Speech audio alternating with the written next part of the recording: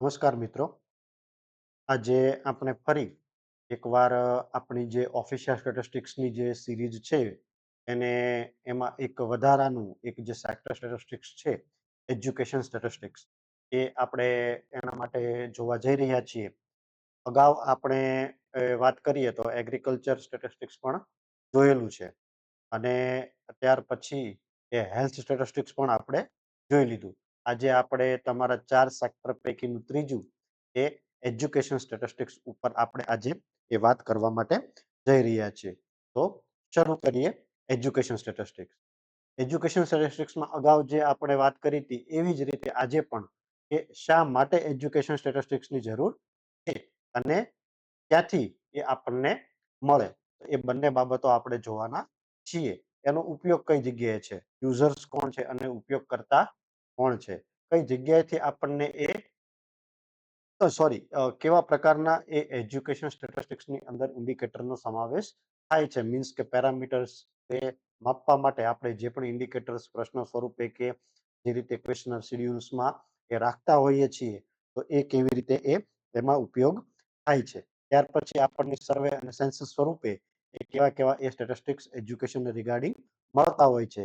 એના એ કેવા પ્રકારની એજન્સીઓ કે ઇન્સ્ટિટ્યૂટ એમાં સમાવેશ થતો હોય છે, એના ઉપયોગ કેવા છે, યુઝર્સ કોણ છે, એના એક્ટ અને રૂલ્સ શું છે અને એની પ્રોગ્રામ અને એમાં કેવા પ્રકારની એ સ્કીમ કે કેવા પ્રકારની યોજનાઓ એમાં સમાવેશ થાય છે એ આપણે આજે ખાસ એ જોવાના છીએ.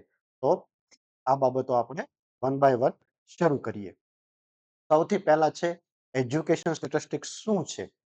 ખરેખર તો આપણને એ દરેક સ્ટેટિસ્ટિક્સ જે સેક્ટર સાથે સંકળાયેલા છે તો આપણને ખ્યાલ છે કે એજ્યુકેશનના સેક્ટરમાં જે પણ બાબતો આપણને મળતી હોય, જે પણ આંકડા સ્વરૂપે મળતી હોય એને આપણે એજ્યુકેશન સ્ટેટિસ્ટિક્સ કહીએ છીએ, જે તો સેક્ટરનું સ્ટેટિસ્ટિક્સ કહીએ છીએ. તો એવી રીતે એજ્યુકેશનમાં પણ આપણને જે અમુક જે ભારતીય શિક્ષણ પ્રણાલી છે, આપણી જે એજ્યુકેશન સિસ્ટમ છે વર્તમાને 10+2 +3+2 એટલે કે 10 ધોરણ સુધી એ બોર્ડ, પછીના 2 ધોરણ એ ઉચ્ચતર શિક્ષણ, ત્યાર પછી એ કોલેજ અથવા કોઈ ડિપ્લોમા કોર્સિસના અને ત્યાર પછી એ સ્નાતક પછી એ અનુસ્નાતકના. તો એ બધા જ કક્ષાએ આપણને જે નોંધણી દર મળે, આપણને જે રિપોર્ટિંગ જે રેટ છે એ મળે, એનરોલમેન્ટ રેટ મળે.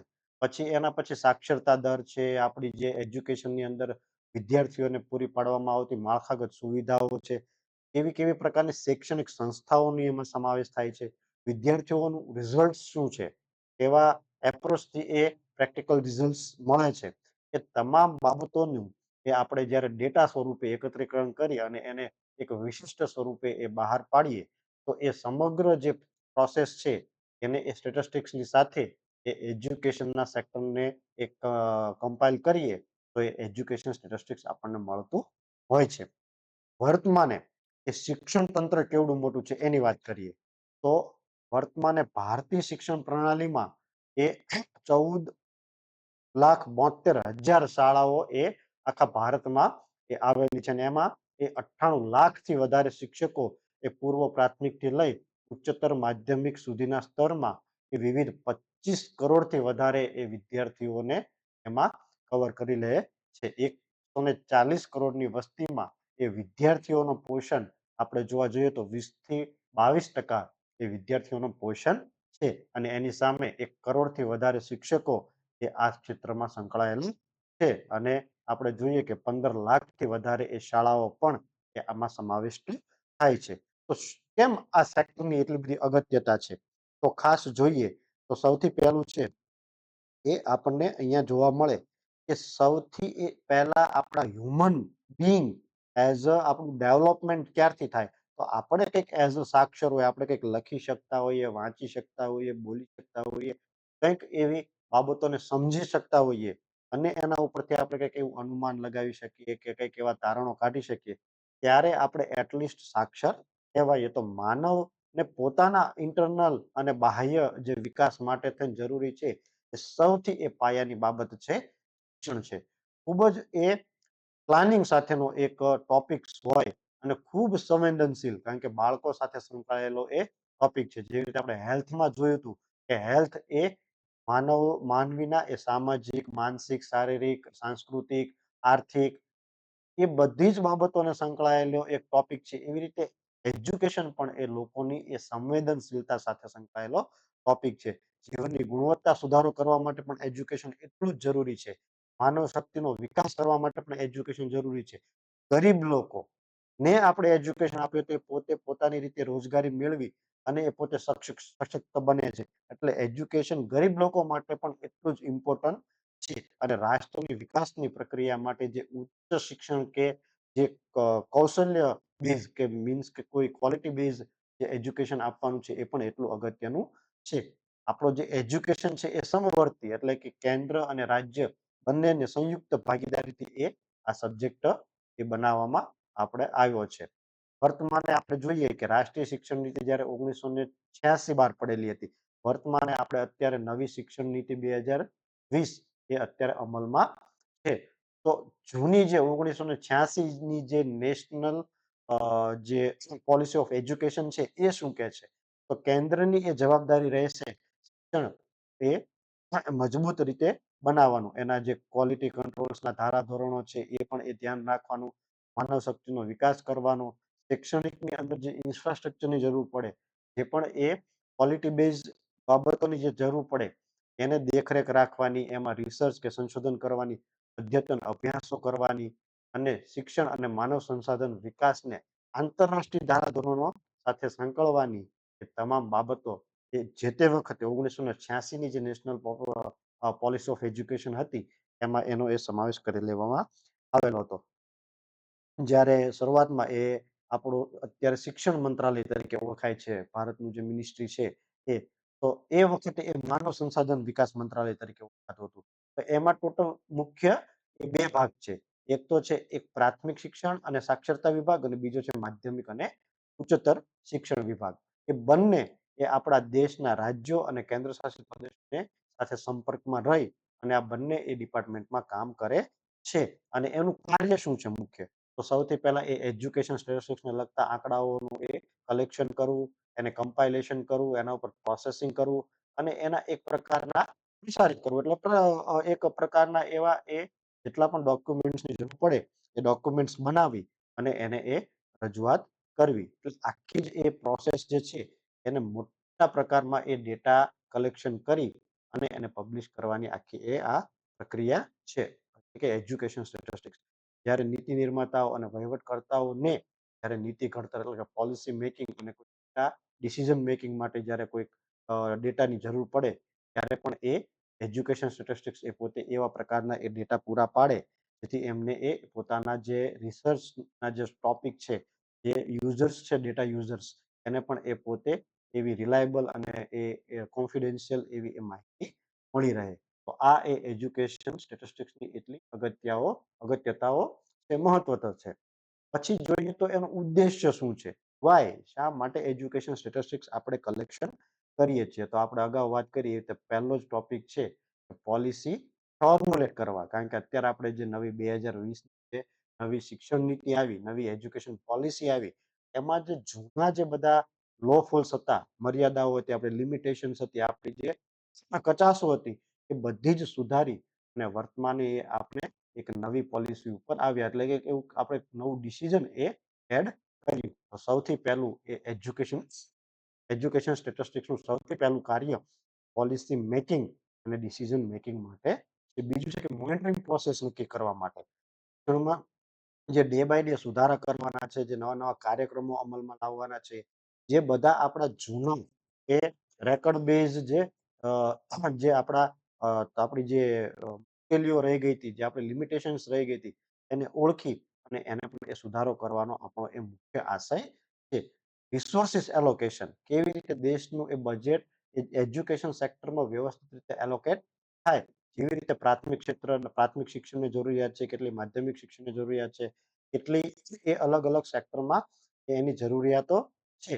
એ મુજબ એનું એ રિસોર્સ મીન્સ કે જે આપણી પાસે સોર્સિસ છે, શિક્ષકોની ફાળવણી, સાધનોની ફાળવણી, પછી આપણે જે નવી પોલિસી કે ગ્રાન્ટની જે ફાળવણી કરીએ છીએ એ જે બધી એ ફાળવણી છે એ કેવી રીતે વ્યવસ્થિત રીતે એ નીચેના ભાગમાં કરવી. ઇવોલ્યુશન ક્વોલિટી કેવી રીતે આપણે ડે બાય ડે ઇવોલ્યુશન કરવું સંસ્થાઓનું, શિક્ષકોનું, વિદ્યાર્થીઓનું. કારણ કે શિક્ષણ એ એક જ પરિપ્રેક્ષમાં વિદ્યાર્થીઓને ધ્યાનમાં લઈ અને આવરી લેતો એ સબ્જેક્ટ નથી. એમાં શિક્ષકો પણ આવે છે, એમાં જે એજ્યુકેશન પ્રોવાઈડ કરતી સંસ્થાઓ પણ આવે છે, રિસર્ચ કરતી સંસ્થાઓ આવે છે. કેવી રીતે નવી ટેકનોલોજી સાથે ઉત્તરોત્તર એ શિક્ષણ પ્રદાન કરવું, એ બધી જ બાબતો જે આપણને ક્વોલિટી એજ્યુકેશનમાં આવતી હોય છે. તો એ પણ આપણે ધ્યાનમાં રાખવું. તો એવા એજ્યુકેશન સ્ટેટિસ્ટિક્સ કવર કરવા કે જેથી આપણને એ એને ઇવેલ્યુશન કરી શકીએ. એનું એક ડે બાય ડે આપણે મૂલ્યાંકન કરી શકીએ. પછી જે ઇન્ટરનેશનલ કમ્પેરિઝન પણ કરી શકીએ. સૌથી મોટો આશય તો એ છે કે આપણે બીજા દેશોની કમ્પેરિઝનમાં અત્યારે આપણું એજ્યુકેશન લેવલ એ કેટલું છે. આપણા બાળકો એ પ્રાથમિક સ્તરે કેટલું એ એજ્યુકેશન અચીવ કરી રહ્યા છે. ક્વોલિટી બેઝ એજ્યુકેશન એ બધી જ બાબતો એમાં જોવાની છે. ને છેલ્લું છે રિસર્ચ અને એનાલિસિસ પર્સપેક્ટિવથી આપણે એ એજ્યુકેશન સ્ટેટિસ્ટિક્સને પણ એ જોવાનું છે. તો આ આપણા થયા મુખ્ય ઉદ્દેશ્યો. તો એ પણ આપણા માટે એ ખૂબ જરૂરી છે. હવે છે કોના માટે આ જરૂરી છે? એજ્યુકેશન સ્ટેટિસ્ટિક્સ કોના માટે આપણે મેળવવાનું છે? તો સૌથી પહેલું ગવર્મેન્ટને તો એની તાતી જરૂરિયાત પડે જ છે.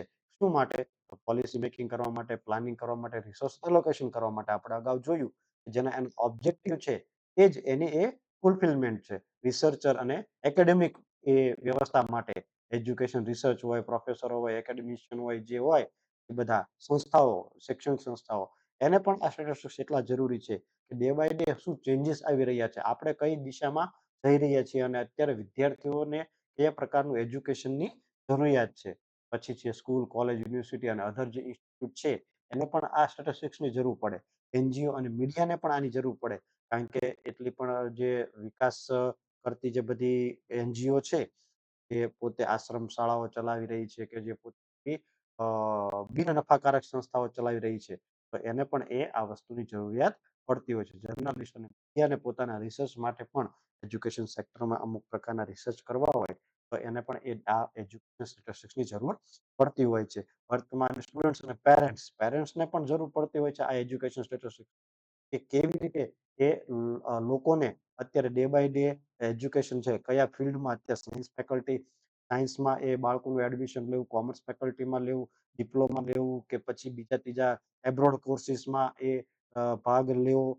એ કયા ક્ષેત્રમાં કેટલી ઓપોર્ચ્યુનિટી છે, કેટલી એ કરિયરની એ સાહસિકતા છે એ પણ એ વિદ્યાર્થીઓના પરિપ્રેક્ષમાં વાલીઓ પોતે વિચારતા હોય છે. તો વાલીઓ અને વિદ્યાર્થીઓ માટે પણ આ એજ્યુકેશન સ્ટેટિસ્ટિક્સ ખૂબ જ જરૂરી છે. એવા પ્રકારના ઇન્ડિકેટર એમાં સમાવેશ થાય છે.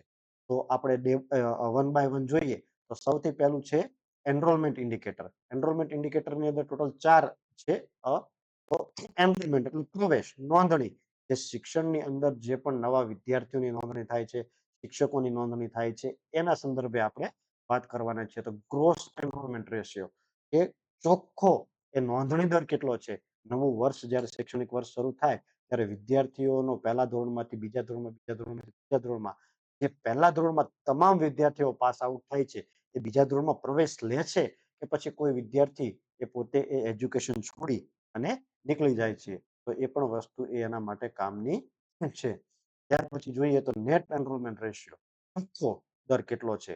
પછી એનરોલમેન્ટ બાય જેન્ડર, સ્ત્રીઓ કે પુરુષો એટલે કે બાળકો અને બાળકીઓ એ બેમાંથી કોણ વધારે એ એક ધોરણ પાસ કરી અને બીજા ધોરણમાં જાય છે. કારણ કે ઘણી વખત એવું થતું હોય કે આપણું જે રૂરલ જે બેકગ્રાઉન્ડ છે, જે ગ્રામ્ય વાતાવરણ છે, તો એ ઘણી વખત દીકરીઓ પોતે 5મું, 7મું કે 8મું, 10મું ધોરણ પાસ આઉટ કરી અને પછી 11મામાં જતા નથી. નવું એનરોલમેન્ટ એ 11મામાં થતું નથી. તો એના કારણે પણ એ આપણને ખ્યાલ આવે. Enrolment by rural and urban, શહેરી વિસ્તારમાં કેટલું એનરોલમેન્ટ થાય છે અને ગ્રામ્ય વિસ્તારમાં કેટલું એનરોલમેન્ટ થાય છે એ પણ અતિ મહત્વનું છે.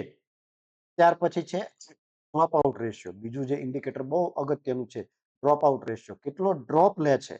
તો ચોક્કસ જે સ્તર છે શિક્ષણનું એ પૂર્ણ કર્યા વિના, કહેવાનો મતલબ છે કે પૂર્વ પ્રાથમિક એટલે પહેલા ધોરણ સુધી જ ના કોઈ બાળક એ પહેલા ધોરણમાં જ પ્રવેશ ના લે. પછી છે એ માધ્યમિક, ધારો કે અત્યારે આપણે 8 ધોરણ સુધી એ પ્રાથમિક છે, 9 અને 10 એ માધ્યમિકમાં છે. તો 9મા ધોરણમાં પ્રવેશ ના લે, 8 ધોરણ એને પૂરું કર્યું પછી 9મા ધોરણમાં પ્રવેશ ના લે કોઈ એન પ્રકારે, તો એવા વિદ્યાર્થીઓની સંખ્યા કેટલી છે. એટલે એનો એ દર 100 વિદ્યાર્થીઓએ એ 8મા ધોરણમાં 100 વિદ્યાર્થીઓ પાસ થાય છે, તો 9મા ધોરણમાં એ 100 પૈકી કેટલા વ્યક્તિઓ ત્યાં પહોંચે છે. રિટેન્શન રેટ ચોક્કસ સ્તરનું જે શિક્ષણ પૂર્ણ થયા ત્યાં સુધી એ બાળકોની જે ટકાવારી નોંધાય એ રિટેન્શન રેટ કહેવામાં આવે છે. એટલે કે ધારો કે કોલેજ પૂરી કરે, ધોરણ 12 પૂરું કરે, તો 12 સુધીનો રિટેન્શન રેટ કેટલો છે? તો વિદ્યાર્થી જ્યારે પહેલા ધોરણમાં એન્ટર થયા હતા, તો 12મા ધોરણ સુધી પહોંચતા પહોંચતા 80 વધ્યા 90 કેટલા બાળકો એ પોતાનું એ 12મું ધોરણ પૂરું કર્યું. એ પણ એ રેટ બહુ અગત્યનો છે. Teacher related indicator, pupil to teacher ratio, કેટલા શિક્ષકોના હેઠળથી કેટલા વિદ્યાર્થીઓ એ પોતે એ ભણાવી રહ્યા છે. તો શિક્ષકો અને વિદ્યાર્થીઓનો ગુણોત્તર પણ એ એજ્યુકેશન સ્ટેટિસ્ટિક્સની અંદર બહુ અગત્યનો ઇન્ડિકેટર છે. ટીચર ક્વોલિટી એન્ડ ટ્રેનિંગ, કેટલા શિક્ષકો લાયકાત વાળા છે અને કેટલા શિક્ષકો એ પોતે લાયકાત વિના જ એ પોતે એજ્યુકેશન આપી રહ્યા છે. ડે બાય ડે એને પણ જ્યારે નવા શિક્ષણમાં ફેરફાર આવે ત્યારે પણ એને પોતાને ટ્રેનિંગની જરૂર પડતી હોય છે. તો એવી ટ્રેનિંગો પણ એ એમને આપવામાં આવતી હોય છે. ટીચર જેન્ડર રેશિયો, ટીચરની અંદર પણ પુરુષ એ શિક્ષકો કેટલા છે અને મહિલા શિક્ષકો કેટલા છે એનો પણ એ રેશિયો જોવાતો હોય છે. ત્યાર પછી છે પરફોર્મન્સ ઇન્ડિકેટર. પરફોર્મન્સ ઇન્ડિકેટરની અંદર આપણે જોઈએ તો સાક્ષરતા દર એ સૌથી અગત્યનો છે. સાક્ષરતાનો એ વ્યાખ્યા આપણે એવી રીતે થાય છે કે કોઈ એ 7 વર્ષ કે તેથી વધુ વયની વ્યક્તિ કે કોઈ એક લેંગ્વેજ વાંચી શકે અથવા લખી શકે તો એને આપણે એ સાક્ષરતાના દરમાં કવર કરી લઈએ છીએ. પાસ રેટ, સક્સેસ રેટ કેટલો છે? વિદ્યાર્થી 8મા ધોરણમાં પાસ થયો, 10મા ધોરણમાં પાસ થયો, 12મા ધોરણમાં પાસ થયો, એ વિદ્યાર્થીની એ પરીક્ષા પાસ કરવાની ટકાવારી કેટલી છે? 100 વિદ્યાર્થીએ પરીક્ષા આપી તો એમાંથી 80 પાસ થયા, 20 નાપાસ થયા, તો એ 80% એ પાસ રેટ ગણાય. તો એવી રીતે સક્સેસ રેટ પણ એ એજ્યુકેશનમાં કેટલો છે એ પણ એ મહત્વની બાબતો છે. ક્વોલિટી ઓફ એજ્યુકેશન, આંતરરાષ્ટ્રીય જે ધારાધોરણો મૂલ્યાંકનો છે એના સંદર્ભે એ જે વિવિધ ઇન્ડિકેટર્સ નિર્દેશકો છે, જે ઇન્ડેક્સ છે એ કેટલા છે એ પણ આપણા માટે ખાસ અગત્યના થઈ જાય છે. તો આપણે આગળ જોવાના છીએ કે નેશનલ એસેસમેન્ટ સર્વે છે એ અમુક રાષ્ટ્રીય કેટલી સિદ્ધિ એ શિક્ષણના બાબતમાં મેળવેલી છે એને લગતો જે ઇન્ડેક્સ છે તો એ પણ એક ક્વોલિટી એજ્યુકેશન માપવા માટેનું નિર્દેશક છે. પછી છે programme for international student assessment, કે આંતરરાષ્ટ્રીય ધોરણે એ ભારતના એ જે વિદ્યાર્થીઓ છે એ કેટલું એચિવમેન્ટ એ મેળવે છે એનો પણ એક પ્રકારનો આખો ઇન્ડેક્સ છે. તો આ ઇન્ડિકેટર પણ આપણને એજ્યુકેશન સ્ટેટિસ્ટિક્સમાં ઉપયોગી થતા હોય છે. ઇન્ફ્રાસ્ટ્રક્ચર, કેટલું શિક્ષણમાં ઇન્ફ્રાસ્ટ્રક્ચર એ આપવામાં આવ્યું છે. વર્ગખંડો કેટલા છે, પુસ્તકાલય કેટલા છે, શૌચાલય કેટલી છે, વીજળીની સુવિધા છે કે નહીં, પીવાના પાણીની સુવિધા એ પ્રાથમિક કે માધ્યમિક ઉચ્ચતરમાં કેટલી, બધા જ ડેટા ખૂબ અગત્યની એ આપણને માહિતી આપે છે. ડિજિટલ ઇન્ફ્રાસ્ટ્રક્ચર કેટલું છે? આપણે અત્યારે જે ડિજિટલ ઇન્ફ્રાસ્ટ્રક્ચર ડેવલપ કરી રહ્યા છીએ સ્કૂલ ઓફ એક્સલન્ટ, જેમાં આપણે ડિજિટલ બોર્ડ, પછી એ બાળકોને ડિજિટલ એ ટેબ્લેટ એ પ્રોવાઈડ કરી અને એજ્યુકેશન એ ડિજિટલ વેથી એ ઓડિયો અને વિડીયોના વિઝ્યુઅલ માધ્યમથી એ વિદ્યાર્થીને પોતાના માનસ ઉપર મેક્સિમમ એ યાદ રહે અને મેક્સિમમ એ પોતે પરીક્ષામાં ઇનપુટ્સ આપી શકે અને એ પોતે આઉટપુટ સાથે પાસ થાય. તો એના માટે એ ડિજિટલ ઇન્ફ્રાસ્ટ્રક્ચર એ સ્કૂલમાં કેટલું અવેલેબલ છે? અત્યારે વર્તમાને આપણે બજેટમાં જોઈએ છીએ કે મેક્સિમમ એલોકેશન એજ્યુકેશન સેક્ટરમાં આ ડિજિટલ ટેકનોલોજી ડેવલપમેન્ટ કરવામાં આવે છે. તો આ ઇન્ડિકેટર પણ એટલો જ અગત્યનો છે. ડિજિટલ ઇન્ફ્રાસ્ટ્રક્ચર એ આપણે કેટલું ઊભું કરી શક્યા છીએ. ત્યાર પછી છે હાયર એજ્યુકેશન, ઉચ્ચતર શિક્ષણ. ઉચ્ચતર શિક્ષણમાં એનરોલમેન્ટ કેટલું થયું છે? તો એ પણ એ અગત્યનું છે. ઉચ્ચતર શિક્ષણ એટલે કોલેજો છે, જે બધી રિસર્ચ ઇન્સ્ટિટ્યૂટ છે, જે બધી આઈઆઈટી છે, જે બધી સ્પેશિયલ એન્જિનિયરિંગ કોલેજો છે કે જે સ્પેશિયલ એ ડિગ્રી અથવા એ જે ડિગ્રી લેવલનું એજ્યુકેશન આપી રહી છે. તો એ કોલેજો યુનિવર્સિટીમાં કેટલા એ વિદ્યાર્થીઓની નોંધણી થાય છે અને એ કેટલું એ એજ્યુકેશન એ સ્નાતક કે અનુસ્નાતક કક્ષાનું એ પૂરું કરે છે એ પણ એ એટલું મહત્વનું છે. ત્યાર પછી છે ઇન્સ્ટિટ્યુશનલ ડેન્સિટી, એ કોલેજની અંદર કેટલા વિદ્યાર્થીઓનો ભરાવો થાય છે.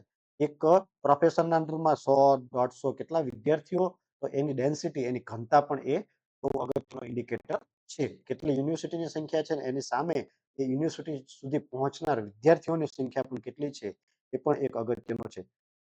આઉટપુટ, કેટલા એ લોકો એ સ્નાતકમાં રિસર્ચ પત્રો કે સંશોધન પત્રો રજૂ કરે છે, કેટલી પેટન્ટ થાય છે, કેટલા સંશોધન ભંડોળો એ પોતે એ નક્કી થાય છે. કારણ કે આપણે અમુક જે એન્જિનિયરિંગ છે, કોમર્સ છે, સાયન્સ ફેકલ્ટી છે, તો એ પોતે વિદ્યાર્થીઓ રિસર્ચ કરતા હોય છે. કંઈક એવું નવું-નવું સંશોધન કરતા હોય છે ડે બાય ડે. ઘણા બધા સેક્ટરમાં મેડિકલ છે, સ્પેસ છે, અ અ અ મિકેનિકલ સેક્ટર છે, ઇલેક્ટ્રિકલ સેક્ટર છે, પછી સિવિલ સેક્ટર છે. આ બધામાં એ સંશોધન ડે બાય ડે ચાલુ જ રહેતા હોય છે. તો કંઈક એવું એ વિદ્યાર્થીઓએ પોતે નવું સંશોધન કર્યું હોય, તો એની પેટન્ટ કેટલી એની પેટન્ટ નોંધાણેલી છે, કેટલા રિસર્ચ પત્રો એટલે કે એ સંશોધન પત્રો રજૂ થયેલા છે, કેટલા એમ.ફિલ, પીએચડી એ વિદ્યાર્થીઓ પોતે કરી રહ્યા છે. એ પણ એ ખૂબ અગત્યના ઇન્ડિકેટર્સ હાયર એજ્યુકેશનના સંદર્ભે છે. પછી છે કેટલો ખર્ચ આપણે કરીએ છીએ એ પણ ઇન્ડિકેટર એ ખૂબ અગત્યના છે. Public expenditure on education. બજેટની અંદર એ એજ્યુકેશન સેક્ટરમાં કેટલું આપણે ફંડ એલોકેશન કરીએ છીએ પણ ખૂબ અગત્યનું છે. કારણ કે એના આધારે જે પણ રિસોર્સિસ ઊભા થશે, જે પણ એ આપણી એ ક્વોલિટી બેઝ એજ્યુકેશન એ ક્રિએટ થશે, તો એ પણ આપણા એ અલ્ટિમેટલી આપણા જીડીપીને અસર કરશે. પર કેપિટા પબ્લિક એક્સપેન્ડિચર આપણે એજ્યુકેશન પાછળ કેટલું કરીએ છીએ, એ પણ એક મહત્વનું ઇન્ડિકેટર છે કે વિદ્યાર્થી પાછળ આપણે શિક્ષણ પ્રણાલીને મજબૂત કરવા માટે વિદ્યાર્થીને સેન્ટ્રલમાં રાખી અને કેટલો એ આપણે ખર્ચ એ પર કેપિટા પબ્લિક એક્સપેન્ડિચર એજ્યુકેશન પાછળ કરીએ છીએ, એ પણ એટલું મહત્વનું છે. Private expenditure on education. કારણ કે અત્યારે આપણે જોઈએ છીએ કે બાળક એ પોતે સ્કૂલે જતું હોય અથવા કોલેજે જતું હોય તો સાથે સાથે એ પોતે કોચિંગ ક્લાસમાં પણ જાય છે. સ્પર્ધાત્મક પરીક્ષાઓની તૈયારી જેવી રીતે વિદ્યાર્થીઓ કરી રહ્યા હોય છે, એના પાછળ એ પોતે કેટલો ખર્ચ કરી રહ્યા છે. કારણ કે એમ જ એ પોતે એનાથી એ થતું નથી. તો એના પાછળ એનું એ પોકેટ એક્સપેન્ડિચર કેટલું જાય છે, એ પણ એ ખૂબ અગત્યનો ભાગ ભજવે છે. કારણ કે અત્યારે વિદ્યાર્થીઓ મોટાભાગે એ ખાનગીકરણની જે સ્કૂલો છે, એના પાછળ એ વધારે ખર્ચ કરતા હોય છે.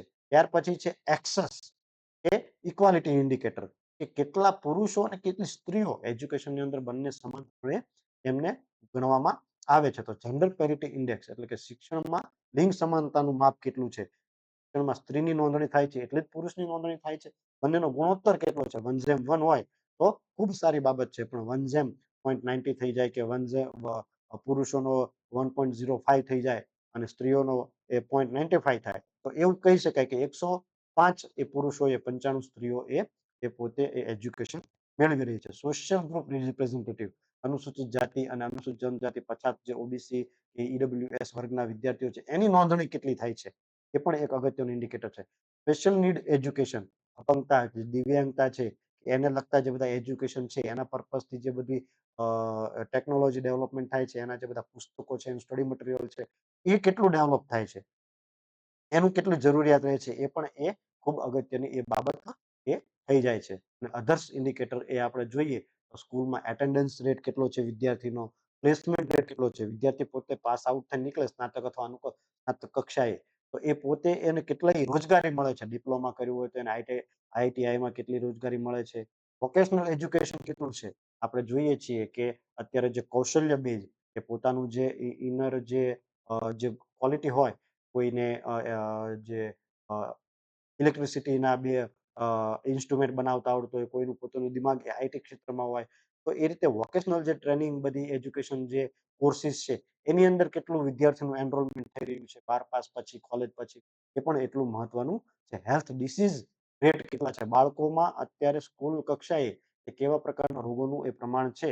તો આપણે એક સ્કૂલ હેલ્થ જે ચેકઅપ પ્રોગ્રામ પણ એ પ્રકારે એક ચલાવતા હોઈએ છીએ. તો એમાંથી આપણને ખબર છે બાળકોના આંખના પ્રોબ્લેમ કેટલા છે, ચામડીના પ્રોબ્લેમ કેટલા છે, કે એ જ્યારે સ્કૂલ લેવલે જ હોય છે ત્યારે એને રોગોનું નિદાન કેટલું થાય છે, એ પણ એ ખૂબ અગત્યની બાબત છે. સ્કૂલ કમ્પ્લીશન રેટ, 12મું ધોરણ પાસ કરી અને સ્કૂલ પૂરી કરનાર એ રેટ છે, એ પણ એ કેટલું છે, એ પણ એ અગત્યની બાબત છે. તો આ થયું અત્યાર સુધીનું કે આપણે 4 વોટ, વાય, whom અને which એ 4 પ્રકારના જે આપણે જોયા કે એજ્યુકેશન સ્ટેટિસ્ટિક્સ શું છે, શા માટે એજ્યુકેશન સ્ટેટિસ્ટિક્સ, એનો પરિપ્રેક્ષ્ય શું છે, એનો ઉદ્દેશ્ય શું છે, કોના માટે થઈને આપણે એજ્યુકેશન સ્ટેટિસ્ટિક્સ મેળવીએ છીએ, અને એ એજ્યુકેશન સ્ટેટિસ્ટિક્સની અંદર એ કેવા પ્રકારના ઇન્ડિકેટરનો સમાવેશ થતો હોય છે, એ આપણે જોયું. હવે પછી એના સર્વે કયા પ્રકારના થતા હોય છે.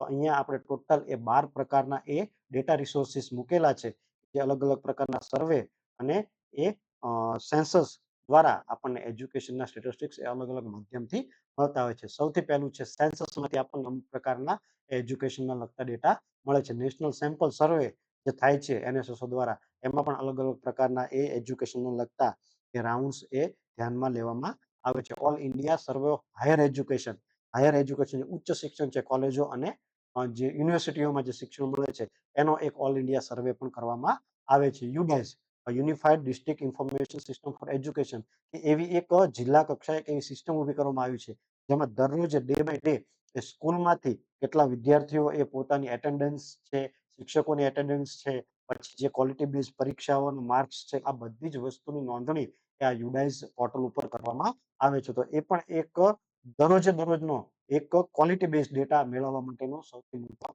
માધ્યમ છે. નેશનલ એચિવમેન્ટ સર્વે, આ એક સર્વે કરવામાં આવે છે એનસીઆરટી દ્વારા.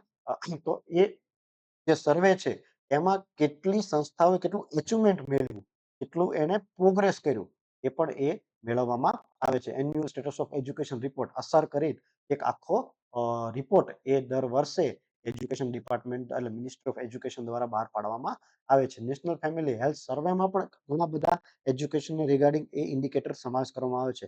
આપણે અગાઉ જોયેલું હતું કે નેશનલ ફેમિલી હેલ્થ સર્વે છે જેમાં 5મા એ હેલ્થ સર્વેમાં 131 ઇન્ડિકેટરનો સમાવેશ કરવામાં આવ્યો હતો. એમાંથી ઘણા બધા એવા ઇન્ડિકેટર છે જે એજ્યુકેશનને લગતા પણ છે.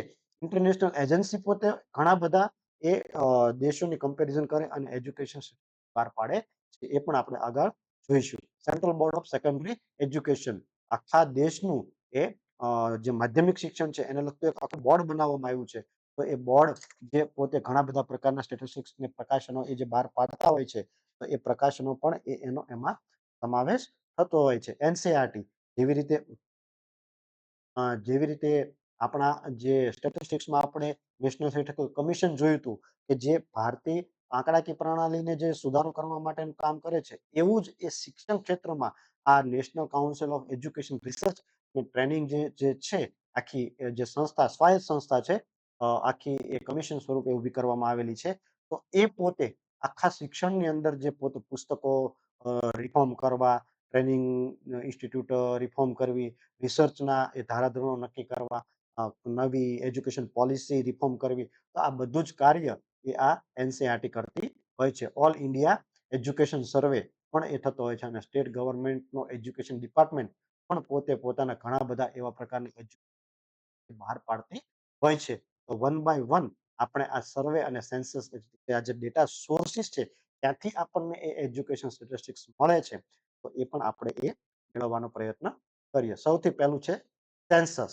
તો સેન્સસની અંદર આપણને એ બે પ્રકારે માહિતી મળે છે. એક આપણે શૈક્ષણિક સંસ્થાઓ પાસેથી માહિતી લઈએ છીએ અને એક છે આપણે દરેક ઘર પાસેથી જે આપણે માહિતી મેળવીએ છીએ એમાંથી આપણને જે શૈક્ષણિક એ માહિતી મળે છે. આપણું જે સેન્સસનું ફોર્મ છે એમાં ટોટલ 5 પ્રકારના એ પ્રશ્નો આમાં પૂછવામાં આવે છે. સૌથી પહેલું છે કે તમે કઈ માતૃભાષામાં એ પોતે જાણો છો. ગુજરાતી છે, અંગ્રેજી છે, કે જે તમારી માતૃભાષા છે એ તમારે માં જણાવવાની હોય છે.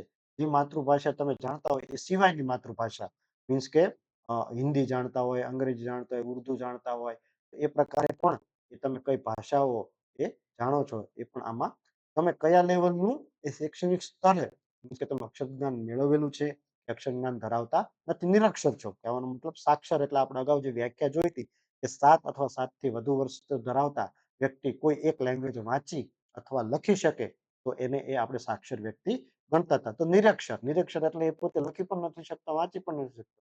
કોઈ એવી કોઈ એક લેંગ્વેજ એ એને આવડતી નથી. પછી તમે કઈ સંસ્થામાં એ એજ્યુકેશન મેળવેલું છે તો એનો અહીંયા કોડ એ લખવાનો હોય છે. અને પ્રાપ્ત કરેલ ઉચ્ચતર શૈક્ષણિક એટલે કે કોઈ ડિપ્લોમા, ડિગ્રી કે એ રીતે તમે કોઈ સ્પેશિયલ એ જે સેક્ટરમાં પોતે તમે એજ્યુકેશન મેળવેલું હોય તો એટલી બાબતો એ અહીંયા એ આ ફોર્મની અંદર એ એજ્યુકેશનને લગતી એ મેળવવામાં આવે છે. એ આપણે જોઈએ તો એ એજ્યુકેશનની અંદર એ આપણું સ્ટેટિસ્ટિક્સ શું છે? તો અત્યારે આપણે જે થોડાક આંકડાઓ છે એ જોઈ લઈએ. 2001માં એ આપણું ફિમેલ લિટરસી રેટ એ 58.6 હતો ગુજરાતનો, મેલનો 80.5 હતો અને ટોટલ એ 70% હતો. જે 2011માં વધી અને 78% એટલે કે 8%નો વધારો એમાં નોંધાયેલો છે. દેશનો જોઈએ તો દેશનો એ 65% નિયરેસ્ટ હતો, જે વધીને એ 73% સમથિંગ એ થયેલો છે. એટલે એમાં પણ એ 9%નો એ વધારો એ આવેલો છે. સાથે સાથે આપણે જોઈએ તો જેન્ડર ગેપ કેટલો છે. કે ગુજરાતમાં જેન્ડર ગેપ 2001માં 22 હતો, જે ઘટીને એ અત્યારે 16 થયો છે. જેવી રીતે ઇન્ડિયામાં પણ એ 21.6 હતો, એ ઘટીને 16.3 થયો છે. તો એ જેન્ડર ગેપનો એ ડેક્લાઇન ટકાવારીની દ્રષ્ટિએ પણ આટલો થયેલો છે. એ પણ એક અગત્યની બાબત છે કે જેન્ડર ગેપ ઘટવો પડે. જેટલી બાળકીઓ નથી ભણવા માંગતી એ પણ આવે. પુરુષો જે ધારો કે 100 પુરુષો એ પોતે એ ભણવા માટે આવે છે, તો એની સામે સામે 100 દીકરીઓ પણ એ ભણવા માટે આવે. ત્યારે એ 1:1 રેશિયો મુજબ એ પોતે એ આખું એ જેન્ડર પેરિટી જે આપણે ગેપ જોયો હતો એ જે છે એ પૂરો થતો હોય છે. ભારતમાં સાક્ષરતા દર એ અત્યારે 2011 ની વસ્તી પ્રમાણે 72.98 એ નોંધાયેલો છે. એની સાથે સાથે સ્ત્રી અને પુરુષનો પણ એ સાક્ષરતા દર અત્યારે નોંધાયેલો છે. કેરળમાં સૌથી વધારે એ સાક્ષરતા દર નોંધાયેલો છે, જ્યારે બિહારમાં સૌથી ઓછો એ સાક્ષરતા દર નોંધાયેલો છે. 15 વર્ષથી વધારેનો જે સાક્ષરતા દર છે એ 69.3% નોંધાયેલો છે. 2014-15માં એક એ નોંધણી ગુણોત્તર મેળવવામાં આવેલો હતો, તો એમાં પણ એ 101.4 અને 98.9 એ ગ્રોસ એ નોંધણી ગુણોત્તર રહેલો છે. મધ્યમ વર્ગ એટલે કે જે 9 અને 10 નો જે છે એ 95.3 અને 87.7 એ ધ્યાનમાં રહેલો છે. અને જે ઉચ્ચતર શિક્ષણ છે એમાં 65.8 અને 63.8 એ રહેલો છે. એ પણ એ બાબતના આંકડા આપણે ખાસ ધ્યાનમાં રાખીશું. નેશનલ સેમ્પલ સર્વે ઓફિસ દ્વારા પણ એ અમુક પ્રકારના આંકડાઓ મેળવવામાં આવતા હોય છે. તો એમાં જોઈએ તો શૈક્ષણિક સેવાઓ ઉપર જે આપણે કન્ઝમ્પશન કેટલું થાય છે, એક્સપેન્ડિચર કન્ઝમ્પશન આપણે અલગ અલગ સેક્ટરના એ થતા હોય છે. તો એના આપણે જે કન્ઝ્યુમર એક્સપેન્ડિચર જે સર્વે કરીએ છીએ એમાં શિક્ષણ પાછળ કેટલો ખર્ચ થાય છે એ પણ એ મેળવવામાં આવે છે. તો 52મા રાઉન્ડમાં 1995-96માં એ આ પ્રકારનું સર્વેક્ષણ કરવામાં આવેલો હતો. એમાં સાક્ષરતા, શાળામાં હાજરી, શાળા છોડી દેનારા વિદ્યાર્થીઓ, શૈક્ષણિક ઉપર ખર્ચ એ બધી બાબતો એ સમાવેશ કરવામાં આવે છે. 35મા રાઉન્ડમાં પણ આ પ્રકારના જ એ ડેટા કવર કરવામાં આવેલા હતા. NSSO દ્વારા પણ એ તબક્કાવાર આપણને આવા પ્રકારના એજ્યુકેશન મળતા હોય છે.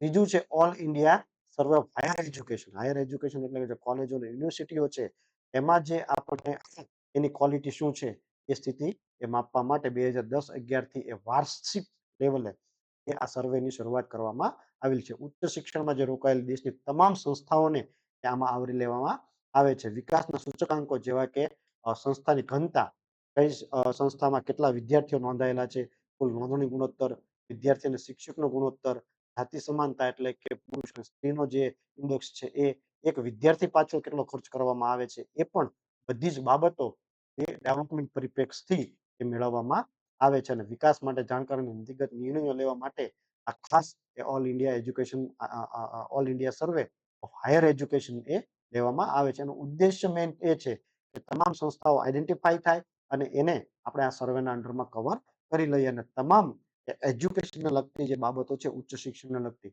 એ બધી જ બાબતોને આમાં આવરી લેવામાં આવે. કેવી બાબતો એમાં સમાવેશ કરવામાં આવે છે તો એ પણ આપણે જોઈએ તો સંસ્થાની મૂળભૂત વિગતો પણ એમાં કવર કરવામાં આવે છે. સંસ્થામાં જે શિક્ષણ એ પણ એ કવર કરવામાં આવે છે. બિન શિક્ષણને લગતો સ્ટાફ કેટલો છે, પ્યુન છે કે બીજો ત્રીજો જે ક્લર્ક વર્કિંગનો સ્ટાફ છે એ પણ કેટલો છે, ફેકલ્ટી કયા સબ્જેક્ટની કેટલી અવેલેબલ છે, કયા પ્રકારના કાર્યક્રમો એ પોતે એની સંસ્થાઓમાં હાથ ધરવામાં આવે છે, નોંધેલા વિદ્યાર્થીઓમાં એ કયા પ્રકારના વિદ્યાર્થીઓ છે, સોશિયલ કાસ્ટ મુજબ અને એ જેન્ડર મુજબ પણ એનું રિઝલ્ટ એ કેટલું છે એવરી યર એ પણ એ ધ્યાન રાખવામાં આવે છે. એક વિદ્યાર્થી પાછળ કેટલો ખર્ચ કરવામાં આવે છે, માળખાગત સુવિધા કેટલી છે, ટોયલેટ છે, બાથરૂમ છે, ક્લાસરૂમ છે કે નહીં, પછી એની પાસે પ્રયોગશાળા છે કે નહીં, એની પાસે હોલ છે કે નહીં, સેમિનાર હોલ છે કે નહીં, એની પાસે એવું કોઈ ગ્રાઉન્ડ જે સ્પોર્ટ્સ માટે એક્ટિવિટી કરવા માટે છે કે નહીં, એ પણ એ ધ્યાનમાં લેવામાં આવે છે. શિષ્યવૃત્તિ અને લોન કેટલા વિદ્યાર્થીઓને એ જે શૈક્ષણિક સહાયો જે સરકાર દ્વારા આપવામાં આવે છે એમાં કેટલા વિદ્યાર્થીઓ એ નોંધાયેલા છે એ પણ એ બાબત એમાં ધ્યાનમાં લેવામાં આવે છે. અને જે નેક અને જે બધી ઉચ્ચ સંસ્થાઓ જે છે જે માન્યતા પ્રાપ્ત રેટિંગ આપતી હોય છે એક ક્વોલિટી બેઝ એજ્યુકેશનને એક રેટિંગ કરતી હોય છે, તો એ કેટલું રેટિંગ આ સંસ્થાઓને મળેલું હોય છે પણ એ આ બાબતોમાં એ ખાસ એ ધ્યાનમાં રાખવામાં આવે છે. એક અમુક આપણે એવા ડેટા ફેક્ટ જોઈએ કે વર્તમાને એ ભારતમાં 1326 યુનિવર્સિટીઓ એ આવેલી છે. 52,000 થી વધારે એ કોલેજીસ છે. પીએમ વિદ્યાલક્ષ્મી જે ઇન્સ્ટિટ્યૂટ છે એ પણ 860 આવેલી છે. સ્ટેન્ડ અલોન એટલે કે અલગથી પોતે કાર્ય કરતી હોય સ્વતંત્ર રીતે એવી સંસ્થાઓ પણ એ ઘણી બધી આવેલી છે. તો એ પણ આમાં ગુજરાતની દ્રષ્ટિએ જોઈએ તો આપણે અહીંયા 109 યુનિવર્સિટીઓ, 3167 કોલેજો અને સ્ટેન્ડ અલોન સંસ્થાઓ 398, પીએમ વિદ્યાલક્ષ્મી 37 સંસ્થાઓ એ ગુજરાતમાં પણ આવેલી છે. પછી છે યુડાઇસ. આપણે અગાઉ વાત કરી હતી કે જે જિલ્લા કક્ષાએ એક આખી એવી એક સિસ્ટમ અપનાવવામાં આવેલી છે, એક એવું પોર્ટલ વિકસાવવામાં આવેલું છે જેને અંદર એ ડિસ્ટ્રિક્ટ લેવલ તમામ એજ્યુકેશનની ઇન્ફોર્મેશન એ દરરોજ ડે બાય ડે એમાં એન્ટ્રી થાય છે. તો ડિપાર્ટમેન્ટ ઓફ સ્કૂલ અને એજ્યુકેશન લિટરસીના સંદર્ભમાં 2018-19 થી કે આ unified district information system of education UDISE plus શરૂ કરવામાં આવેલી છે, જેમાં તમામ લેવલે એજ્યુકેશનનો ડેટા ઇનપુટ કરવામાં આવે છે.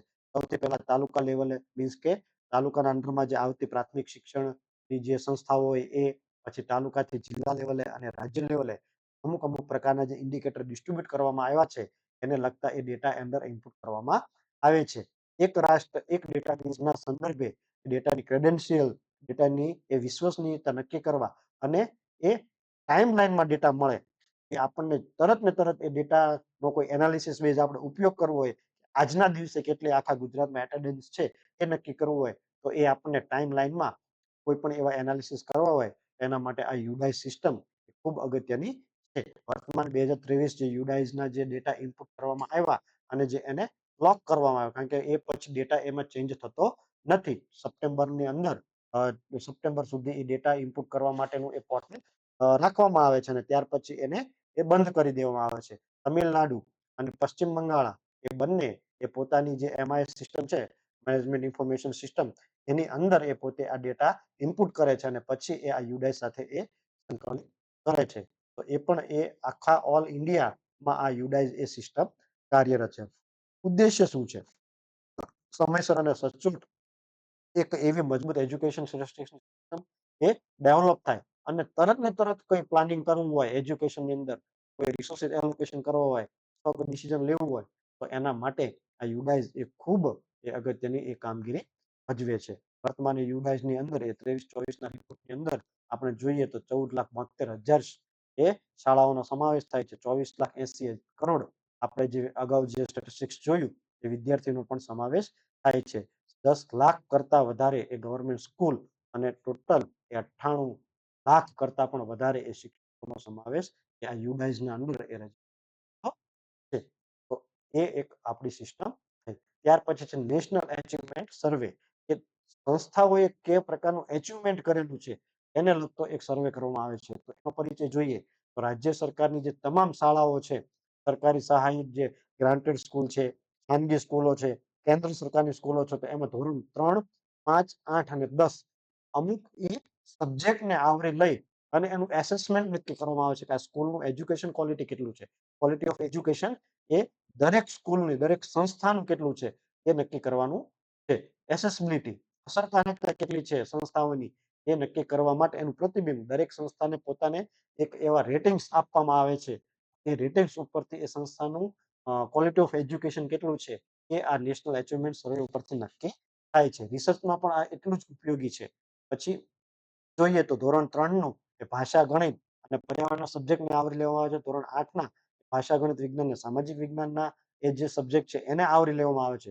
ધોરણ 10માં એ ભાષા, ગણિત, વિજ્ઞાન, સામાજિક વિજ્ઞાન સાથે અંગ્રેજી 5 વિષયની અંદર એ વિદ્યાર્થી લખી, વાંચી, બોલી કે એ પોતેની જે પ્રેક્ટિકલ જે છે એ કેટલું કરી શકે છે એનું આખું એ એસેસમેન્ટ થાય છે અને એના ઉપરથી એ સ્કૂલે કેટલું અચીવમેન્ટ કરેલું છે એ પણ એ આખું એના એક પ્રકારના સ્ટડી મટીરિયલ્સ પણ એ આવતા હોય છે. તો એ ખાસ એ બાબત આ નેશનલ એચિવમેન્ટ સર્વેની અંદર કવર કરવામાં આવે છે. પછી શિક્ષણની અંદર એટલે કે આપણે જે કહીએ ને કે જેવી રીતે દર્દીનું નિદાન કરવામાં આવે છે એવી રીતે નેશનલ એચિવમેન્ટ સર્વે એ શિક્ષણનું એ નિદાન કરવા માટે અતિ જરૂરી છે. શિક્ષણની નીતિઓ બનાવી, પ્રથાઓ નક્કી કરવી, શિક્ષણમાં જરૂરી હસ્તક્ષેપ નક્કી કરવા, રાષ્ટ્રીય લેવલે પરિણામનું વિશ્લેષણ કરવું, પછી આગામી જે ભાવિ આપણી જે એજ્યુકેશન પોલિસી છે એમાં કેટલા ચેન્જીસ લાવવા, તો એ બધું જ એ આપણને આ નેશનલ એચિવમેન્ટ સર્વેના એ બેઝ ઉપરથી જે એજ્યુકેશન સ્ટેટિસ્ટિક્સ આપણને મળે છે, એના ઉપરથી આપણે નિર્ણયો લઈએ છીએ. ત્યાર પછી છે અસર. આપણે જે અગાઉ વાત કરી કે national annual status of education report. આખા વર્ષ દરમિયાન જે સંસ્થાઓએ પ્રગતિ કરેલી છે, એનો રિપોર્ટ એ આપણને આપે છે. આના અંદર એ સેમ્પલ બેઝ આખું એસેસમેન્ટ કરવામાં આવે છે. તો પહેલા તો ઇવેલ્યુશન કોનું કરવામાં આવે છે? તો જે પણ એ બાળકો પોતે જે સ્કૂલે જાય છે, ખાનગી સ્કૂલમાં જાય છે કે પછી કોઈ પણ સ્કૂલમાં એ ભણવા જાય છે, એ બાળકના ઘરે જઈ અને એનું એસેસમેન્ટ કરવામાં આવે છે. 5 વર્ષથી 16 વર્ષના બાળકોને અંદર કવર કરવામાં આવે છે. ટોટલ 19 ભાષામાં આખું આ એ રિપોર્ટ બહાર પાડવામાં આવે છે. બાળકો કયા પ્રકારની સ્કૂલમાં જાય છે, ખાનગી, પ્રાઇવેટ, આશ્રમ શાળા, બીજી ત્રીજી મદ્રાસા જે છે, જેટલી પણ એ સ્કૂલના પ્રકારો અવેલેબલ છે, એમાંથી બાળક પોતે કઈ સ્કૂલમાં અભ્યાસ કરે છે, એ પણ એ અહીંયા મેળવવામાં આવે છે. અને આનો વિઝન શું છે? તો કાર્યવાહી માટે પુરાવા. મીન્સ કે આપણે એવી એવા એવિડન્સ બેઝ રેકોર્ડ મેળવીએ છીએ આના આધારે આ એન્યુઅલ સ્ટેટસ એજ્યુકેશન રિપોર્ટ ઉપરથી કે જેનાથી આપણને કંઈક પરિવર્તન કરવા મળે, કંઈક એવી આપણે પ્રોસેસ કરી શકીએ. તો એ આનું એ મુખ્ય એ આ સર્વેનું વિઝન છે. અને એનું મિશન શું છે? સંસ્થાઓનું માપન કરવું. સૌથી પહેલું છે કે મેઝરમેન્ટ ઓફ અન્ડરસ્ટેન્ડ. પછી છે અન્ડરસ્ટેન્ડિંગ ઓફ કોમ્યુનિટ. કેટલું એ પોતે કોમ્યુનિકેટ કરી શકે છે અને કોમ્યુનિકેટ ટુ ચેન્જ કેટલો એ પોતાની એ વાતચીતથી એ પોતે કેટલો ચેન્જ આવે છે એ આમાં માપવાનું છે. માપવું, સમજવું અને વાતચીત કરવી એ પ્રકારે એના તારણો મેળવવા માટે આખો એ આ annual status of education report એ અસર એ કરવામાં આવે છે. આ રીતે આખું એ બાળકોને વંચાવવામાં આવે છે. રીડિંગ મટીરિયલ કેટલું વાંચી શકે છે અને ગણિતના એ પોતે દાખલાઓ કેટલા ગણી શકે છે, એના ઉપરથી આખું એ કરવામાં આવે છે. બાળકો એ ગ્રામીણ લેવલે માપવામાં આવે છે. દરેક જિલ્લો એમાં કવર થાય એ રીતે એ સેમ્પલ પસંદ કરવામાં આવે છે. એક ગામ એક જિલ્લામાંથી 30 ગામો રેન્ડમલી પસંદ કરી એમાંથી દરેક એ ગામમાંથી 20 જેટલા ઘરો પસંદ કરી એ ઘરની અંદર 3 થી લઈ અને 16 વર્ષના જેટલા પણ વિદ્યાર્થીઓ હોય એનું એસેસમેન્ટ કરવામાં આવે છે. 5 થી 16 વર્ષના બાળકો વાંચન અને અંકગણિત કેટલું કરી શકે છે એ ધ્યાનમાં લેવામાં આવે છે. મૂળભૂત બાબતો એ 14 થી 16 વર્ષની વયના જે બાળકો હોય એનું એ કરવામાં આવે છે. અને બધા બાળકો માટે સમાન કાર્યને ધ્યાનમાં રાખી અને એ આખું આ એસેસમેન્ટ કરવામાં આવે છે. આ આખો એક જે અસર કરીને રિપોર્ટ બહાર પાડવામાં આવે છે, એની એ બાબતો એ થઈ. ત્યાર પછી છે ઇન્ટરનેશનલ એજ્યુકેશન કેટલું છે. જે ઇન્ટરનેશનલ લેવલે કેટલા ડેટા એ બહાર પાડવામાં આવે છે. તો સૌથી પહેલા વિશ્વ બેંક એ પોતે એજ્યુકેશન સ્ટેટિસ્ટિક્સ એ બહાર પાડે છે. પૂર્વ પ્રાથમિકથી લઈ ઉચ્ચ શિક્ષણ સુધી પોતાની પહોંચ કેટલી છે, પ્રગતિ કેટલી થઈ છે, કેટલું એ એક્સેસ આપણને મળે છે, કેટલા સાક્ષર લોકો છે, શિક્ષકો કેટલા છે, વસ્તી સામે કેટલો ખર્ચ થાય છે. તો એવા વિવિધ 2500 થી વધારે ઇન્ડિકેટર્સ એ આ વિશ્વ બેંક એ પોતે ધ્યાનમાં લઈ અને પછી એ પોતે એવી અમુક સંસ્થાઓને એજ્યુકેશન ગ્રાન્ટ આપે છે. ત્યાર પછી છે ઇન્ટરનેશનલ એક્ટિવિટી પ્રોગ્રામ. એ પણ એ શિક્ષણ ઉપર એક અલગ અલગ જે કલ્ચરલ એક્ટિવિટી કે એ બધા પ્રોગ્રામ થતા હોય છે. તો એ પણ એના ઉપર આખું કૌશલ્ય બાબતે એ ધ્યાન આપે છે. પછી છે OECD, organisation for economics cooperation and development data. એ પણ એ 100 થી વધુ દેશોમાં પોતે એજ્યુકેશન ઉપર એ અલગ અલગ નિર્દેશકો બહાર પાડે છે. યુનેસ્કો, તો યુનેસ્કોનું આખું એક સ્ટેટિસ્ટિક્સ ડિવિઝન છે. તો એ સ્ટેટિસ્ટિક્સ ડિવિઝન એ શિક્ષણ, વિજ્ઞાન, સંસ્કૃતિ, સંદેશાવ્યવહાર આંતરરાષ્ટ્રીય ધોરણે આખું કમ્પેરિઝન બેઝ એનાલિસિસ એ દર વર્ષે બહાર પાડે છે. પછી છે વર્લ્ડ બેંકનું એ એજ્યુકેશન ડિપાર્ટમેન્ટ. એ પણ એ પોતે ઘણા બધા પ્રકારના એ સૂચકાંકો એ બહાર પાડે છે. અને યુરોસ્ટેટ પણ એ પોતે શિક્ષણ અને તાલીમ માટે થઈ અને લોટ્સ ઓફ પ્રકારના એ ડેટા કલેક્શન કરી અને એ ડેટા બહાર પાડે છે. આ થયા બધા ઇન્ટરનેશનલ લેવલના ડેટા. ત્યાર પછી છે આપણે નેશનલ ફેમિલી હેલ્થ સર્વે. આપણે અગાઉ આના વિશે આખું પ્રાથમિક બાબતો જોઈ લીધી છે. એ આઈઆઈપીએચ મુંબઈ દ્વારા એ હાથ ધરવામાં આવે છે. દર 5 વર્ષે હાથ ધરવામાં આવે છે. વર્તમાને એ 5 પૂરા થયા અને વર્તમાને 6થું એ કાર્યરત છે. એમાં કેવા નિર્દેશકો મેળવવામાં આવે છે સ્પેશિયલ એજ્યુકેશન સેક્ટરમાં. તો પર્સન્ટેજ ઓફ ફિમેલ પોપ્યુલેશન કેટલી છે 6 વર્ષથી અબો. પછી જે ચાઇલ્ડ પોપ્યુલેશન શું છે, પ્રાઇમરી સ્કૂલમાં કેટલું એ એનું એસેસમેન્ટ છે. Percentage of woman who are literate, પોતે સાક્ષર કેટલી છે, percentage of men who are literate, પછી 10 વર્ષથી વધારે જે વુમન સ્કૂલિંગમાં ગઈ હોય એના પર્સન્ટેજ કેટલા છે, એ બધી જ બાબતો આમાં કવર કરવામાં આવે છે. જે નેશનલ ફેમિલી હેલ્થ સર્વે છે એ પણ એ ઘણા બધા પ્રકારના એજ્યુકેશન સ્ટેટિસ્ટિક્સ આપણને આપે છે. ત્યાર પછી છે સીબીએસઈ બોર્ડ. સીબીએસઈ બોર્ડ વિશે આપણે જોઈએ તો 1929 ની અંદર આ બોર્ડની સ્થાપના કરવામાં આવેલી હતી. એ વખતે એનું નામ હતું board of high school and intermediate education Rajputana. પછી એનું નામ 1952માં central board of education secondary education કરવામાં આવ્યું અને 1962માં એનું પુનઃગઠન કરી અને વર્તમાને એ મિનિસ્ટ્રી ઓફ એજ્યુકેશનના અંડરમાં એને એક અધ્યક્ષના અંડરમાં આખું એ બોર્ડની ગઠન કરવામાં આવેલું છે. સચિવ એ મિનિસ્ટ્રી ઓફ એજ્યુકેશન એના કંટ્રોલિંગ ઓથોરિટી તરીકે કાર્ય કરે છે. હવે આ બોર્ડના અંડરમાં કઈ પ્રકારની સ્કૂલો આવે છે, તો દેશની તમામ ખાનગી, સરકારી, ગ્રાન્ટેડ, પછી કેન્દ્રીય વિદ્યાલયો, પછી નવોદય વિદ્યાલય છે અને બીજી જે બધી દેશ અને દેશની બહાર જે પણ કંટ્રોલ કરતી શાળાઓ છે એ આ બોર્ડના અંડરમાં આવતી હોય છે. મુખ્ય ઉદ્દેશ્ય શું છે, તો સૌથી પહેલા આ તમામ શાળાઓને શૈક્ષણિક સંસ્થાઓને અસરકારક રીતે પોતાની સર્વિસ પ્રોવાઈડ કરવાનો છે અને જે સેન્ટ્રલ લેવલે જે પણ નોકરી કરતા વ્યક્તિઓ છે એની બદલીઓ ઇન્ટરસ્ટેટ અથવા જે અલગ અલગ રાજ્યોમાં થતી હોય છે, તો એમને એક જગ્યાએથી બીજી જગ્યાએ જાય ત્યારે એક જ સરખું એમને એમના વિદ્યાર્થીઓ અને એમના જે બાળકોને સ્કૂલ એજ્યુકેશન મળે એના માટે આખી કેન્દ્રીય વિદ્યાલયોની સ્થાપના કરવામાં આવી છે. તો એનો મુખ્ય ઉદ્દેશ છે કે એમને ક્યાંય એવું ડિસ્ટર્બન્સ થાય નહીં. પછી જોઈએ તો 1962માં જ્યારે એ બોર્ડનું પુનઃગઠન કરવામાં આવ્યું ત્યારે બોર્ડના અંડરમાં 309 સ્કૂલોનો સમાવેશ થતો હતો. વર્તમાને 29,340 વિવિધ પ્રકારની એ સ્કૂલોનો સમાવેશ થાય છે અને 25 કરતા વધારે દેશોમાં એ સ્કૂલો રજીસ્ટ્રેશન આ બોર્ડના અંડરમાં થયેલું છે. કેન્દ્રીય વિદ્યાલયો આટલી છે, સરકારી અને ગ્રાન્ટેડ સ્કૂલો આટલી છે, સ્વતંત્ર એટલે જે ખાનગી સ્કૂલો છે એ પણ આની સાથે જોડાયેલી છે. 48 જવાહર નવોદય વિદ્યાલય પણ આની સાથે જોડાયેલી છે અને 14 કેન્દ્રીય તિબેટીયન શાળાઓ પણ આ સીબીએસઈ બોર્ડના અંડરમાં જોડાયેલી છે. ત્યાર પછી એનસીઆરટી સૌથી અગત્યની સંસ્થા એજ્યુકેશનના સેક્ટરમાં જોઈએ તો એ એનસીઆરટી છે. જેવી રીતે આપણે દેશનું જે આંકડા તંત્રને સ્ટ્રેન્થન કરવા માટે ડે બાય ડે આપણને સલાહ સૂચન જે નેશનલ સ્ટેટિસ્ટિકલ કમિશન આપે છે, એવી જ રીતે આ એક કાઉન્સિલ છે, સ્વાયત્ત સંસ્થા છે, જેનું ગઠન 1961માં કરવામાં આવેલું હતું. એનું મેન ઉદ્દેશ્ય શું છે, તો ગુણાત્મક સુધારા, નીતિ કાર્યક્રમો કેન્દ્ર અને રાજ્ય સરકાર વચ્ચે ધ્યાનમાં લેવા છે.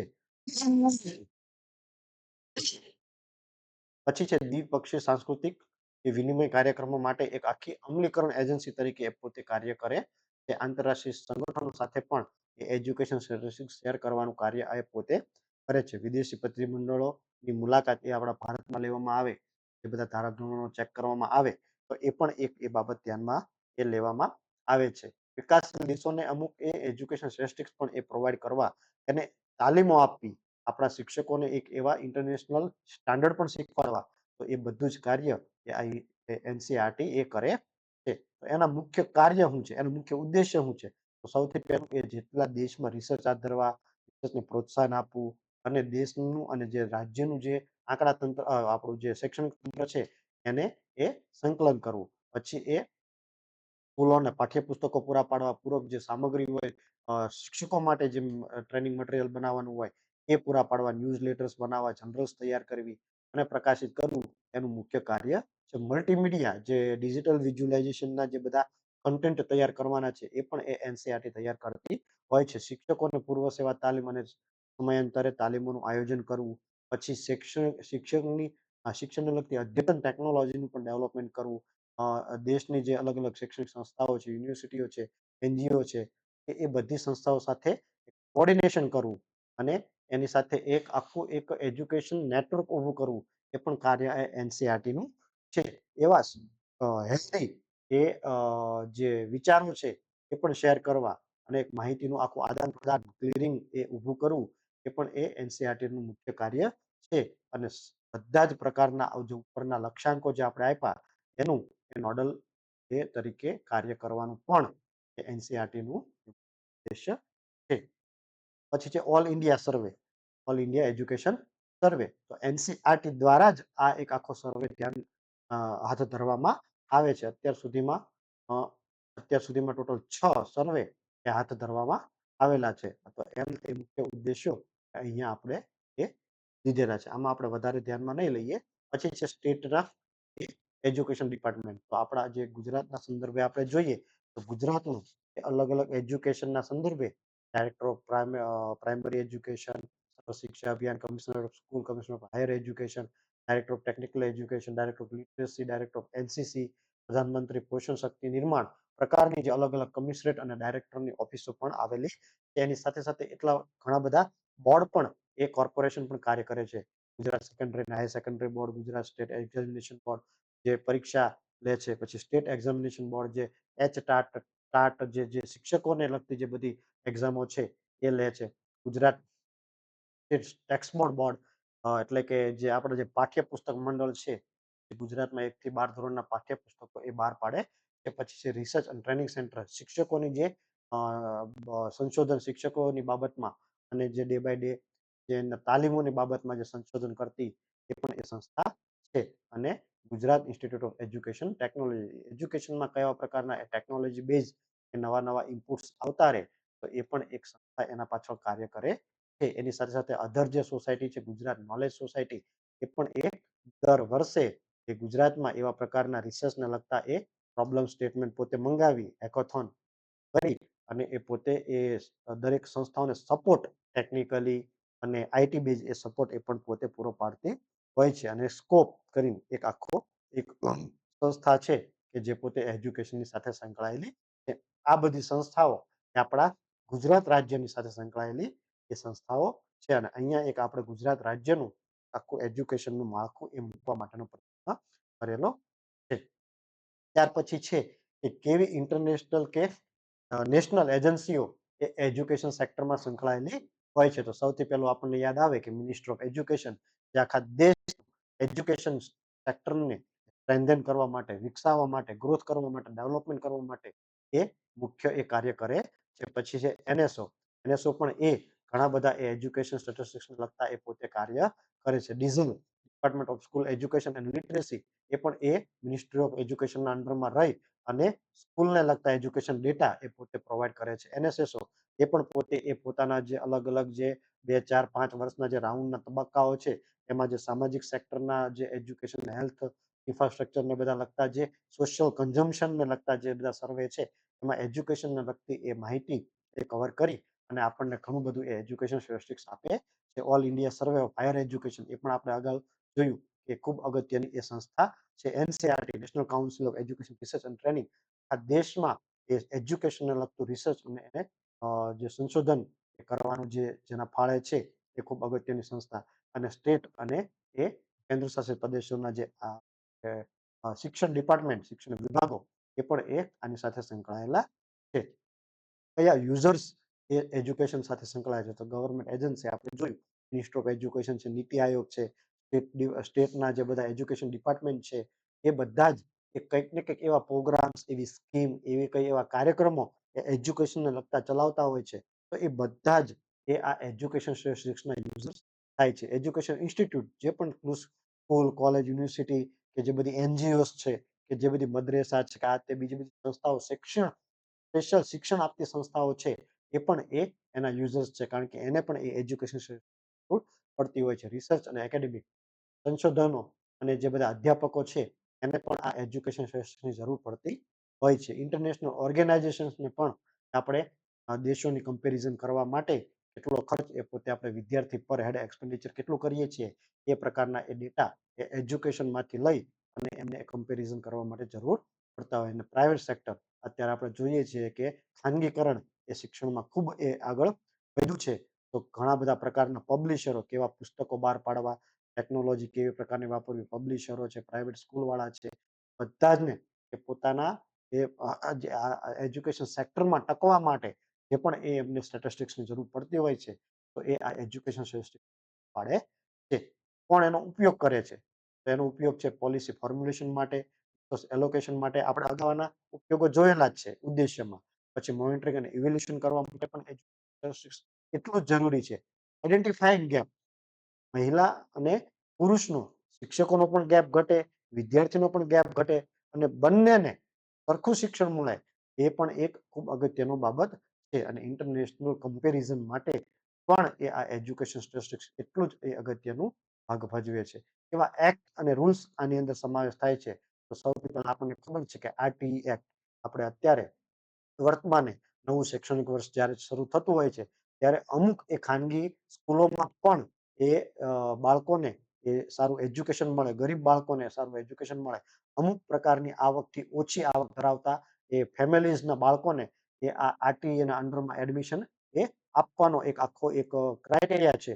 તો આ એક્ટ છે કે રાઈટ ટુ એજ્યુકેશન એક્ટના અંડરમાં એને એ પોતે એજ્યુકેશન મળે, ઓછા ખર્ચે એ બાળક પોતે સારી સંસ્થાઓમાં એજ્યુકેશન મેળવી અને પોતે પગભર થઈ શકે એના માટેનું આખું એ 2009 થી આરટીઈ એક્ટ એ કાર્યરત છે. નવી એજ્યુકેશન પોલિસી આપણે અત્યારે જે એ આખા દેશમાં એનો અમલ એ કરવામાં આવી રહ્યો છે. UGC code, university grant commission, જે યુનિવર્સિટીઓને ગ્રાન્ટ પ્રોવાઈડ કરે છે, માન્યતાઓ આપે છે, આનું નેક એક્રેડિટેશન કરે છે.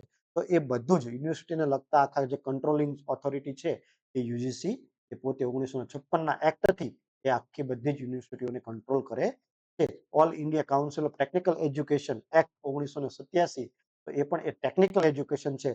જીટીયુ છે, પછી જે બધી આઈઆઈટીઓ છે, જે બધી આઈઆઈએમ છે, એ બધાને કંટ્રોલિંગ કરવા માટેની એ આખો આ એક્ટ છે. All India constitution amendment act 1973, એ પણ એક આખો એક્ટ એ એજ્યુકેશનના જે રાજ્યના જે યાદીમાં જે વિષયોનો સમાવેશ કરવામાં આવ્યો છે તો એની અંદર એ સુધારાને વધારા કરવા માટે એ આખો એજ્યુકેશન એમેન્ડમેન્ટ એક્ટ 1976માં એ અમલમાં મૂકવામાં આવેલો છે.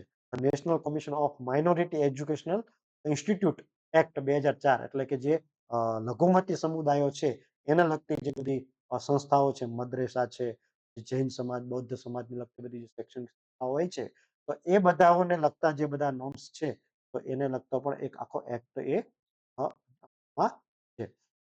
એવા એ એજ્યુકેશનની અંદર એ પ્રોગ્રામ્સ એ સમાવેશ થાય છે. આપણને ખબર છે મધ્યાહન ભોજન છે, સર્વ શિક્ષા અભિયાનના અંડરમાં બાળકોનું એસેસમેન્ટ થાય છે. રાષ્ટ્રીય માધ્યમિક શિક્ષણ અભિયાન છે, પ્રધાનમંત્રી કૌશલ્ય વિકાસ યોજના છે, જે એ આઈટીઆઈના અંડરમાં જે બધા કોર્સ ચાલી રહ્યા છે તો એ કૌશલ્ય બેઝ એ પોતે ઇનર ડેવલપમેન્ટ વધે એના માટે છે. બેટી પઢાઓ બેટી બચાવો આખો અભિયાન આપણે આના અંડરમાં નેશનલ સ્કોલરશિપ એ પ્રોગ્રામ આખો છે. પછી છે પીએમ ગ્રામીણ ડિજિટલ સાક્ષરતા અભિયાન પણ આખું ચલાવવામાં આવી રહ્યું છે. વિદ્યાના અંડરમાં સ્કૂલ ઓફ એક્સલન્સ કરીને જે આખા બધા પ્રોગ્રામ ચાલે છે, ડિજિટલ એજ્યુકેશન એ આખું એના અંડરમાં ચાલી રહ્યું છે. અને નેશનલ મીન્સ કમ મેરિટ સ્કોલરશિપ, બાળકોને 8મા ધોરણ પછી 9મા ધોરણમાં જવા માટે એક આખી પરીક્ષા આપવામાં આવે છે અને એ એનએમએમએસ કરીને પરીક્ષા આપે તો બાળકને પોતે 9મા અને 10મા ધોરણમાં એ સ્કોલરશિપ મળતી હોય છે. એટલે કે એક એવી પ્રકારની શૈક્ષણિક સહાય મળે છે તેના લીધે બાળક એ પોતે પોતાની એક જે શૈક્ષણિક જરૂરિયાતો છે એ સંતોષી શકે.